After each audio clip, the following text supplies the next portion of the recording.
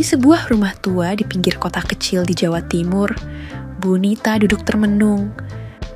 Dia menatap layar ponselnya yang kosong dari pesan masuk.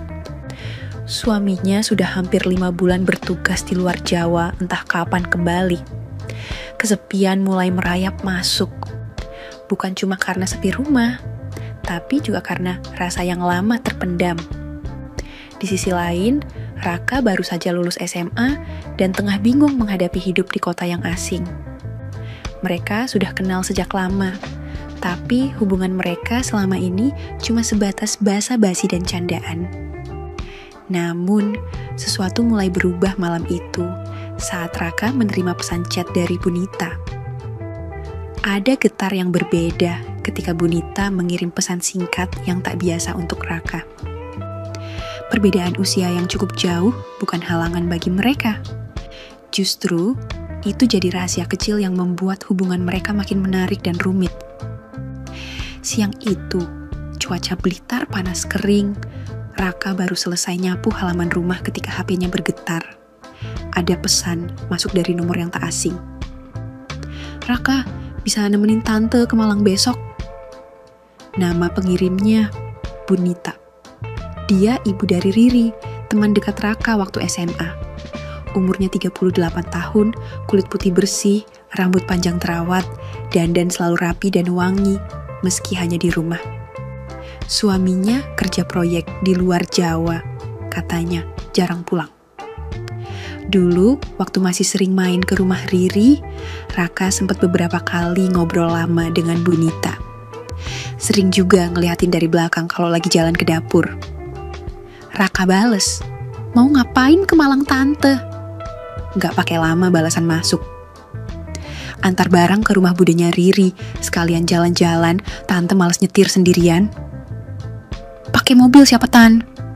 "Mobil tante, kamu tinggal duduk manis aja, paling gantian nyetir." Raka mikir sebentar. Baru lulus kerjaan gak ada, sekalian cuci mata. "Siap tante, kapan berangkat?" "Besok ya? Jam 8 pagi, kamu langsung datang ke rumah tante aja." Besok paginya jam 8 kurang, Raka udah berdiri di depan pagar rumah Bunita.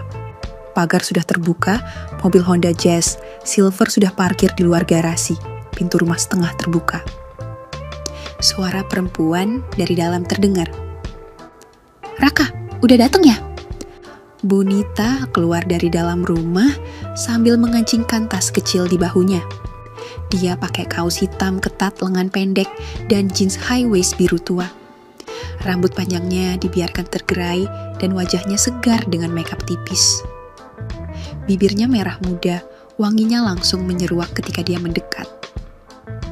"Tumben rapi banget, tante makin cantik aja," ucap Raka setengah bercanda. Bunita tersenyum sambil matanya menelusuri penampilan Raka dari atas ke bawah. "Kamu juga kok, udah makin gede aja sekarang. Badanmu agak gemuk kan ya?" Raka cuma nyengir, sedikit kikuk, tapi matanya sempat menangkap belahan dada Bunita yang sedikit terbuka karena potongan kaos yang agak longgar. Wanita itu menyadarinya, tapi justru tersenyum. "Kamu udah bawa baju ganti?" tanyanya. "Bawa tante, nanti nginep kan?" "Iya, kita santai aja. Nanti mampir beli oleh-oleh juga. Tante pengen belanja banyak." "Wah, belanja apa tante?" "Nanti aja, kita obrolin di jalan." Mereka masuk mobil, Bunita duduk di kursi depan samping Raka. Setelah jalan beberapa menit, dia mulai membuka percakapan. "Kamu sekarang udah lulus kan? Mau kuliah atau kerja dulu?" "Masih bingung tante, tapi pengennya sih sambil kerja, cari pengalaman." "Kalau ada yang ngajak kamu tinggal bareng tapi gratis, mau?" "Maksud tante?" Bunita hanya tertawa kecil. "Udahlah, cuman asal ngomong aja." Sepanjang jalan, obrolan mereka makin santai. Sesekali tangan Bunita menyentuh lengan Raka saat tertawa. Kadang menepuk bahu Raka, pelan waktu ada lelucon, ketawa bareng gitu. "Dulu kamu imut banget pas main ke rumah nempel terus sama Riri. Sekarang udah kayak cowok beneran. katanya sambil melirik. Raka ikut melirik. Tante juga gak berubah, masih kelihatan muda. Masih suka cewek dewasa? Tanya Bunita tiba-tiba. Duh, maksud tante gimana lagi nih? Waktu itu loh, kamu kan pernah bilang, kalau kamu suka sama gurumu yang janda itu, inget gak kamu? Raka kaget, dia memang pernah bilang begitu waktu SMA, tapi gak nyangka Bunita inget. Mungkin selera kamu emang sukanya yang udah mateng dan pengalaman mungkin ya. Raka cuma ketawa kecil, tapi mukanya mulai merah terlihat malu. Bunita tersenyum, tangannya menepuk bahu Raka sekali lagi, agak lama dari biasanya. Perjalanan baru dimulai, tapi udara dalam mobil sudah mulai hangat dengan isyarat tak kasat mata. Perjalanan ditempuh hampir 2 jam. Mobil berhenti di sebuah hotel kecil di daerah dekat pusat kota. Hotelnya tenang, bukan hotel mewah, tapi cukup bersih dan nyaman. Ayo, aku udah pesan dari semalam kok, ucap Bunita sambil turun dari mobil. Raka mengangkat tasnya dan ikut masuk ke lobi. Bunita yang urus semuanya di resepsionis. Raka cuma duduk nunggu sambil memperhatikan lekuk tubuh Bunita dari belakang. Pinggulnya padat dan jelas terlihat karena jeans ketat yang masih melekat sempurna. Dari jauh, Bunita sempat menoleh dan menangkap mata Raka yang terpaku. Tapi, dia cuma senyum tipis, lalu balik lagi ke arah resepsionis. Beberapa menit kemudian, mereka naik ke lantai 2. Sampai di kamar, Bunita membuka pintu dan langsung masuk. Raka menyusul sambil melihat-lihat. Di dalam, ada 2 bed single yang dipisah meja kecil di tengah. Kamar cukup luas, dengan 1 sofa kecil di pojok dan kaca besar menghadap keluar. Lumayan kan? Kata Bunita sambil naruh tas di salah satu ranjang. Raka duduk di bed satunya. Enak tan sejuk. Bunita membuka kancing atas kaosnya satu, lalu duduk di sofa sambil lepas sepatu. Kamu gak kaget kita sekamar? Tanyanya santai. Raka angkat bahu. Enggak juga Tan, biasa aja. Bener nih biasa aja. Sebenarnya ya agak kaget sih, tapi percaya aja sama tante deh. Bunita tertawa kecil. Kadang cowok muda itu polos, kadang nekat. Kamu model yang mana? Raka cuma senyum, mencoba kalem, tapi jantungnya deg-degan sejak tadi. Bunita berdiri, berjalan ke kaca besar, lalu menengok ke arah Raka. Sini bantuin bukain tas tante. Raka berdiri, jalan pelan. Di belakang Bunita, dia membuka resleting ransel kecil, tapi tangannya sempat nyenggol punggung Bunita yang lembut di balik kaos tipis. Pelan banget bukanya, kayak takut salah, ucap Bunita tanpa menoleh. Takut salah sentuh Tan, jawab Raka cepat. Bunita menoleh separuh, matanya setengah senyum. Alah, kamu aslinya sengaja kok. Raka langsung mingkem, tapi di dalam hatinya, gejolak mulai naik. Wangi tubuh Bunita terasa makin dekat. Nanti kita ke rumah Bude, ngantar barang sebentar aja. Malamnya bisa keliling kota atau di kamar aja, bebas. Kalau nanti di kamar aja juga nggak masalah kok Tan, jawab Raka. Bunita menatap tajam, lalu berdiri dan melangkah ke kamar mandi. Sebelum masuk, dia menoleh dan berkata, kalau di kamar aja, jangan cuma main HP ya. Tante bosan kalau nggak ada yang bisa diajak ngobrol atau ngapain gitu. Pintu kamar mandi tertutup, tapi aroma wangi sabun, parfum, dan hawa tegangnya masih tertinggal. Raka duduk di tepi ranjang, napasnya dalam. Ini baru awal, tapi si tante jelas bukan tipe yang biasa-biasa aja.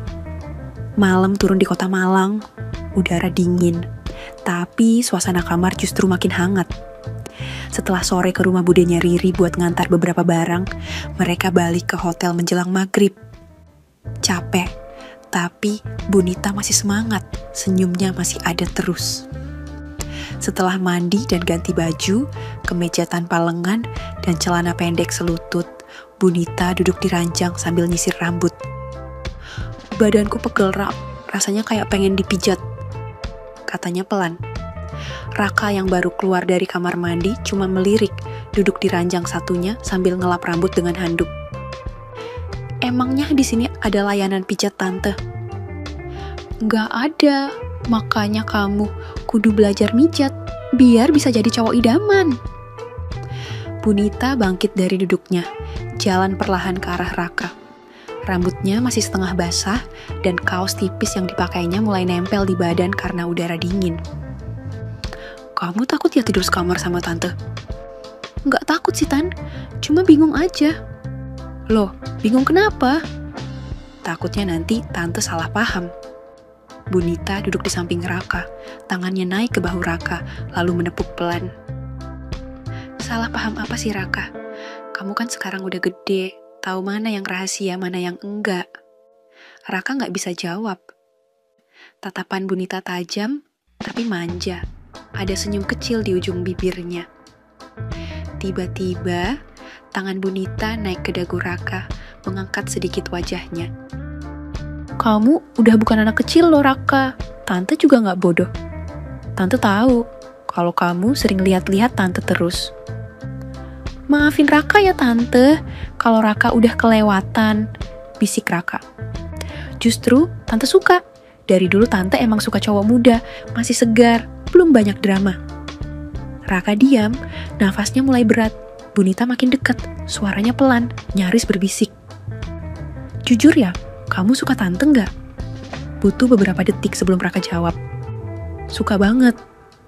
Beneran? Emang sejak kapan? Sebenarnya dari dulu, waktu sering main ke rumah, tapi nggak berani. Sekarang udah berani ya? Tanpa banyak kata, Bunita langsung memberikan pelajaran berharga ke Raka. Dalam hitungan menit, jarak mereka benar-benar menghilang. Dan tangan Raka mulai menyentuh sesuatu yang sejak dulu cuma bisa dia bayangkan. Suara napas berat mulai terdengar. Tak ada keraguan, tak ada basa-basi. Malam itu, di kamar hotel kecil itu, batas usia tak lagi penting. Yang tersisa hanya sesuatu yang selama ini dipendam dan malam pertama yang pecah dalam sunyi. Pagi datang pelan, sinar matahari masuk samar lewat tirai yang belum sepenuhnya ditutup. Di ranjang, Raka dan Bunita masih tertidur bersebelahan. Sepre kusut, napas masih berat. Tak banyak kata yang diucapkan sejak subuh tadi, yang terdengar cuman bisik dan tawa tipis di sela nafas ngos-ngosan.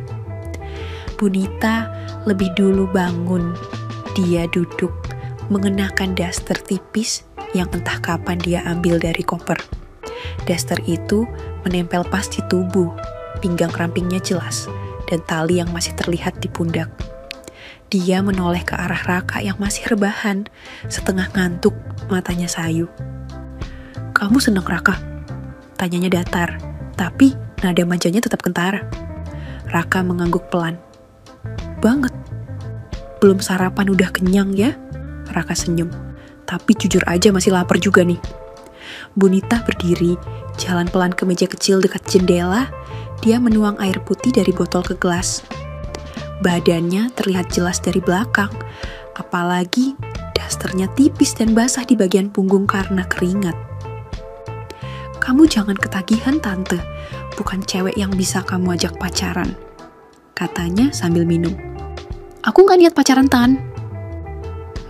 Ternyata gitu ya. Aku cuma pengen deket aja, nemenin, bikin tante gak ngerasa sendiri. Bunita menoleh cepat, ada jeda, lalu dia jalan balik, duduk di dekat Raka. Jangan terlalu manis, nanti tante baper. Raka menatap matanya.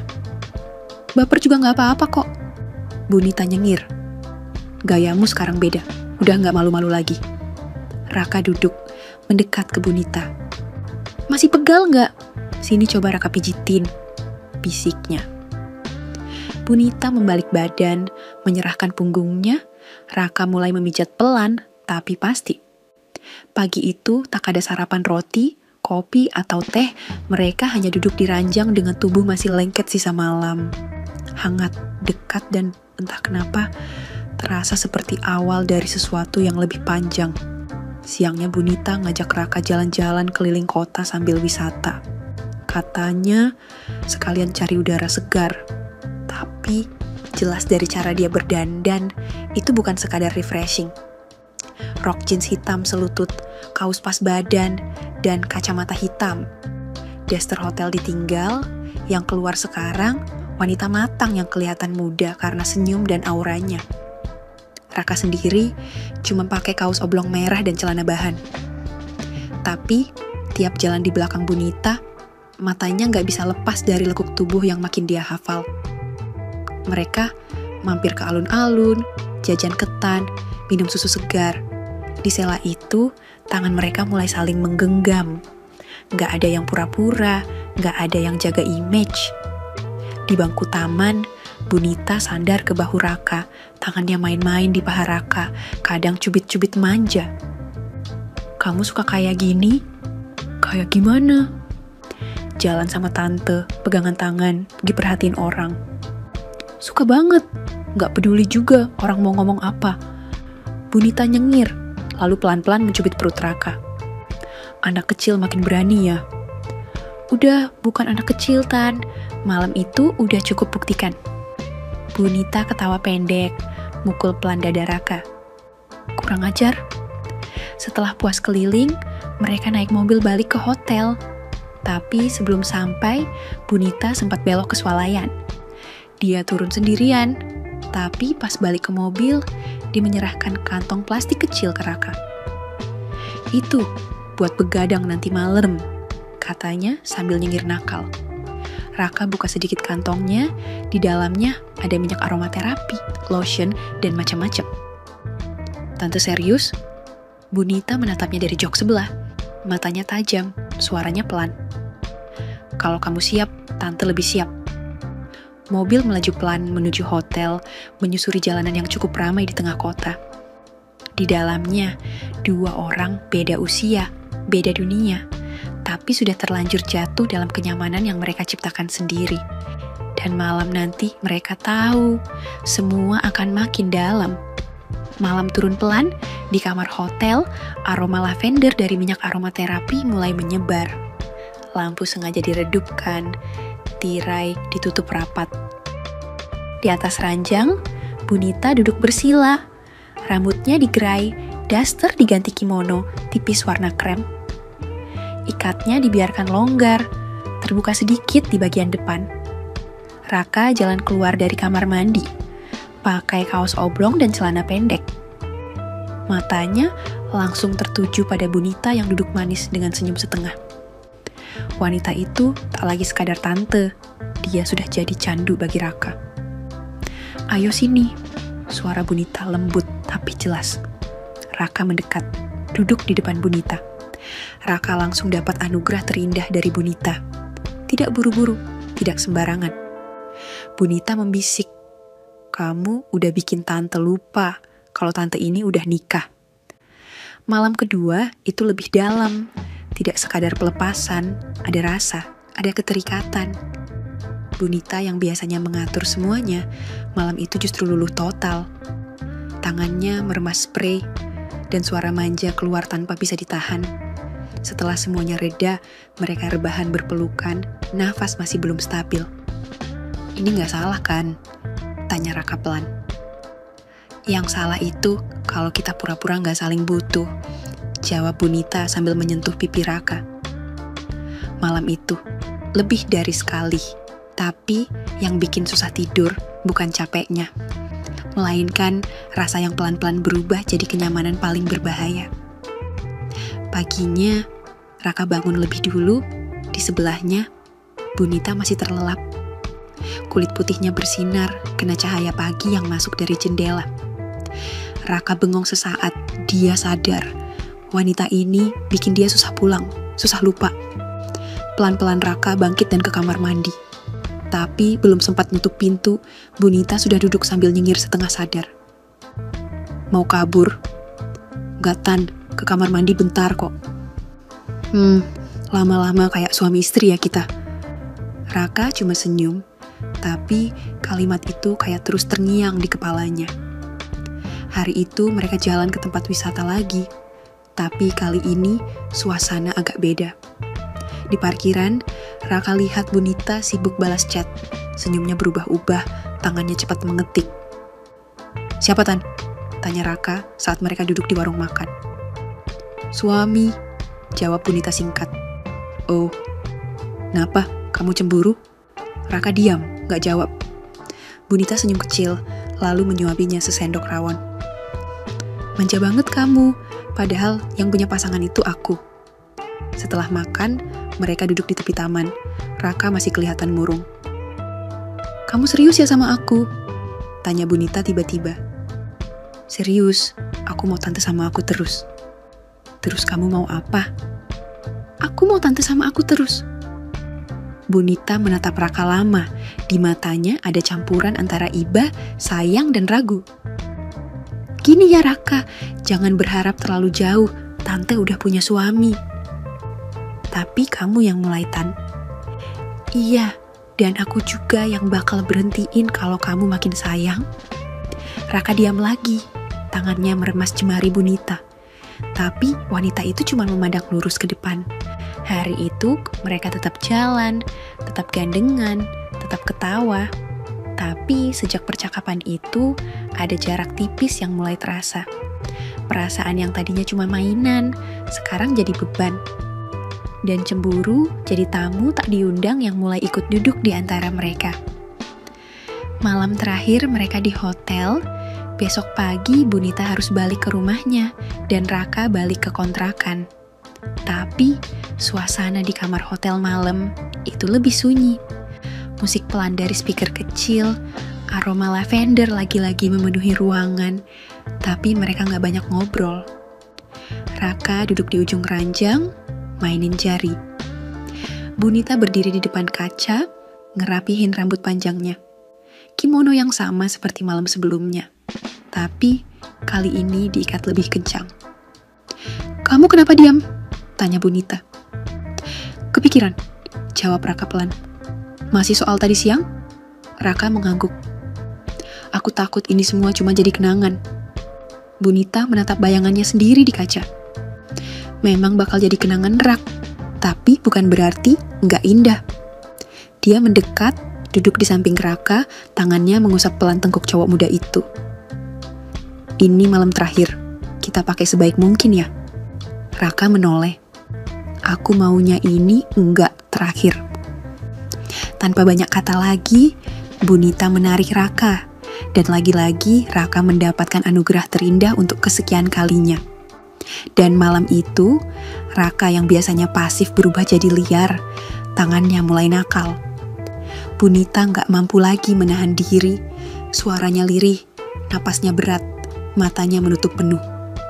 Setelahnya, Bunita rebahan di dada Raka. Matanya masih sayu. "Kamu bakal kangen sama ini." "Pasti, setiap hari, setiap waktu." Bunita mengecup kening Raka. "Tante juga pasti." Tak ada yang ingin tidur. Mereka berdua tahu, ini terakhir kalinya bisa sebebas itu. Waktu seperti berhenti. Yang ada cuma mereka berdua dalam pelukan, dalam kehangatan, dalam kenangan yang sebentar lagi harus disimpan rapat. Pagi itu, kamar hotel diselimuti cahaya lembut matahari yang masuk lewat tirai. Bunita terbangun lebih dulu, tapi matanya langsung menangkap sosok Raka yang masih tertidur pulas. Wajahnya polos, seperti anak kecil yang sedang bermimpi. Dia merapatkan tubuhnya ke Raka, pelan-pelan menyentuh wajah muda itu dengan lembut. "Rak," bisiknya pelan. "Tante gak mau pergi." Raka setengah terbangun, membuka mata, langsung senyum tipis. "Kalau tante gak pergi, aku gak bisa sekolah," jawabnya sambil menggenggam tangan Bunita. Mereka berdiam sejenak, pelukan erat tanpa perlu kata-kata. Saat sarapan di restoran hotel, suasana jadi agak canggung. Mata Bunita tak lepas dari Raka. Tapi di balik senyum itu, ada kesedihan yang sulit disembunyikan. Raka, di sisi lain, terus mencoba berpura-pura biasa saja, tapi tangannya sering menggenggam gelas dengan erat. "Kamu siap pulang?" tanya Bunita sambil menyuapi sedikit bubur. "Ya, Tante," jawab Raka singkat. Tante juga. Mereka saling bertatapan, lalu tertawa kecil, mencoba mengusir rasa pilu. Di perjalanan pulang, mereka tetap diam, hanya sesekali tangan mereka bertemu, cepat-cepat dilepas. Sesampainya di rumah, Bunita berdiri di depan pintu, menatap Raka yang sudah siap masuk ke kontrakannya. Rak, jangan lupa jaga diri.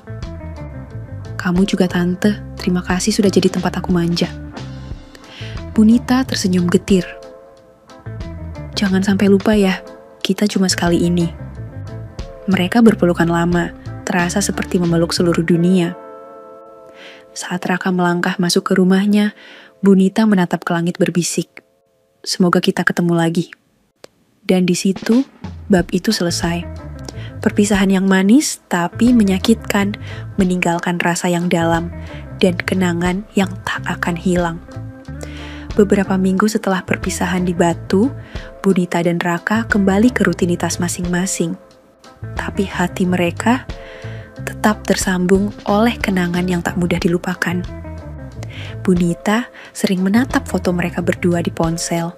Senyum tipis selalu terukir di bibirnya. Kalau bukan karena kamu, tante mungkin masih terus kesepian, bisiknya sendiri. Di kontrakan sederhana, Raka duduk termenung, membuka chat terakhir dari Bunita. Jaga diri baik-baik ya, jangan lupa belajar, tante tunggu kabar kamu. Setiap malam sebelum tidur, Raka selalu ingat sentuhan lembut Bunita, suara bisikannya, dan tawa yang menghangatkan. Meski jarak memisahkan, cinta mereka tetap tumbuh dalam diam. Mereka tahu, bukan semua cerita harus punya akhir yang nyata.